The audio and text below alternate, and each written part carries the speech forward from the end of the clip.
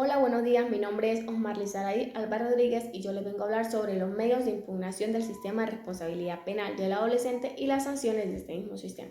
Entonces, en primer lugar, los medios de impugnación, en los cuales en este mismo orden de ideas se encuentra la revocación. La revocación es contra los autos de mero trámite o de sustanciación que nacen en el proceso.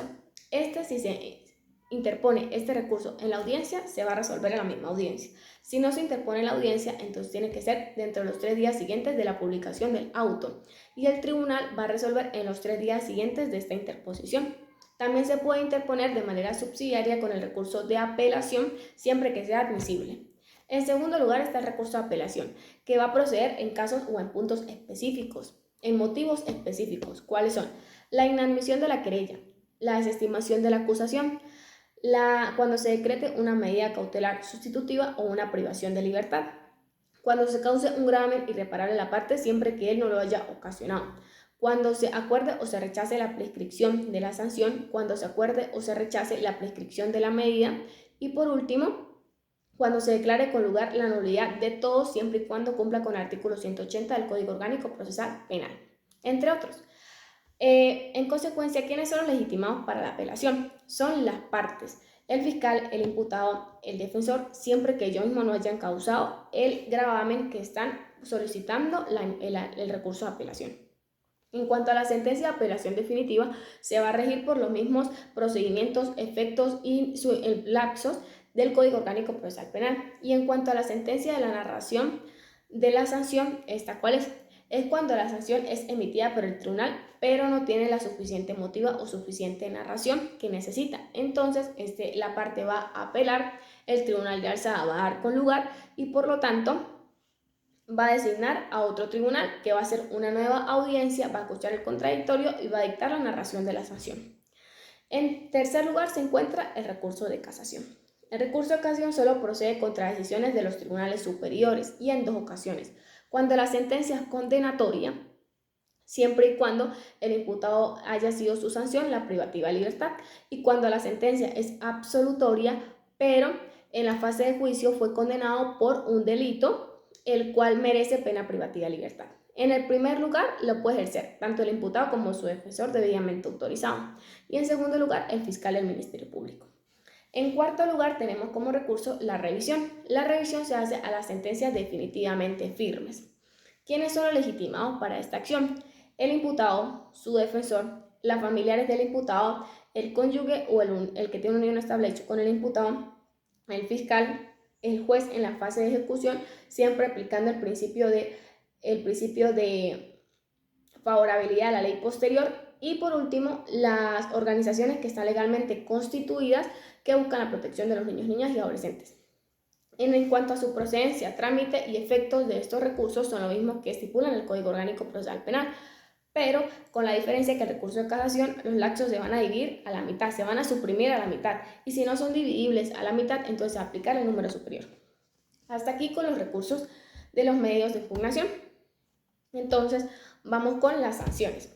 En primer lugar, la autoridad competente para el ejercicio, la inspección del cumplimiento de las sanciones son aquellas en donde se encuentren los familiares del imputado, los familiares del condenado.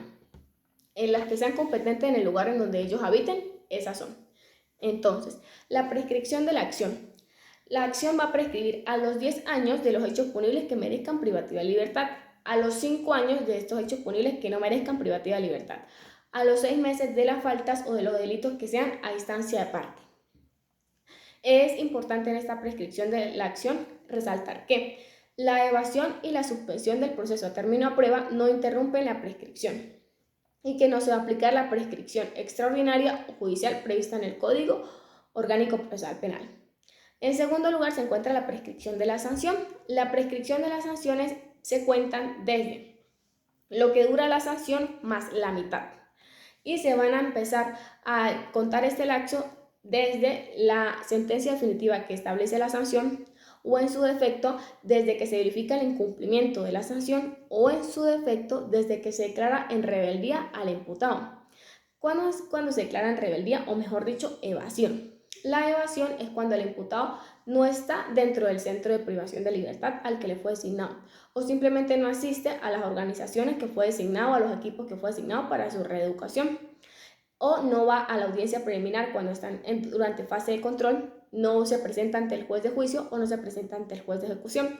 Aquí el juez competente va a dictar un llamado para que él se comparezca y se ponga derecho durante el proceso. Como no lo hace, el juez entonces va a dictar una orden de aprehensión o una orden de captura. Cuando éste se ha presentado en la orden de captura, el juez competente entonces va a examinar qué medida le coloca para asegurar su comparecencia. Hasta aquí, entonces, con las sanciones. Vamos con el tipo de sanciones. El tipo de sanciones son orientación verbal educativa, imposición de reglas de conducta, servicio comunitario, libertad asistida, semilibertad y privación de libertad. En primer lugar, la orientación verbal educativa. Esta la puede realizar tanto el juez de control como el juez de juicio, que va a consistir en concientizar al adolescente imputado o al adolescente condenado en la ilicitud del hecho punible que realizó y que claramente no es lo ideal para su desarrollo en la sociedad de la manera más educativa y psicológica posible, psicopedagógica posible. Entonces, en esto se levanta el acta de que se realizó esta orientación verbal educativa y hasta aquí llega el proceso. En segundo lugar, se encuentra la imposición de reglas de conducta. Estas son las obligaciones que le va a dictar el juez al adolescente o prohibiciones para mejorar su desarrollo y su formación en la sociedad. Estas no pueden exceder de 2 años y tienen que empezar a cumplirse a un mes de decretadas máximo.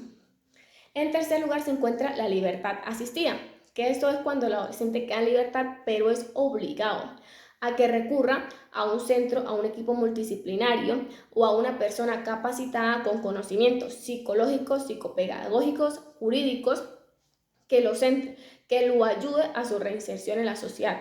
Esto tiene que ser en una entidad que esté aprobada por el Consejo Municipal de Protección de Niños, Niñas y Adolescentes y va a tener una duración que no exceda de 2 años, máximo 2 años. La semilibertad es también cuando el adolescente queda en libertad, pero este debe presentarse ante una entidad pública, una entidad de atención, que también lo mismo, lo ayude con su concientización a su reeducación para poder formar parte de la sociedad. Esta va a tener una duración de 1 año. El servicio comunitario es aquel servicio que va a prestar el adolescente hacia la comunidad, hacia los centros comunitarios, hacia los conjuntos comunales de trabajo para poder ayudar a la comunidad. Esto no va a tener una duración que no exceda de 6 meses y no puede exceder de 8 horas de la jornada semanal, siempre que no interrumpa ni sus clases, ni sus jornadas educativas, ni sus jornadas laborales en el caso de que trabaje. Por último, se encuentra la privación de libertad. La privación de libertad es aquella restricción hacia el derecho de los adolescentes de estar en libertad. Esto es de manera excepcional. ¿Por qué? Porque procede solo en casos específicos de esta privación de libertad. En primer lugar, va a ser contra delitos de abuso sexual con penetración, de homicidio, salvo el culposo, claro está, de secuestro, de sicariato, de terrorismo, de drogas de mayor cuantía, sin importar el tipo, entre otros. Que los delitos en su pena mínima sean 6 años y su pena máxima sean 10 años.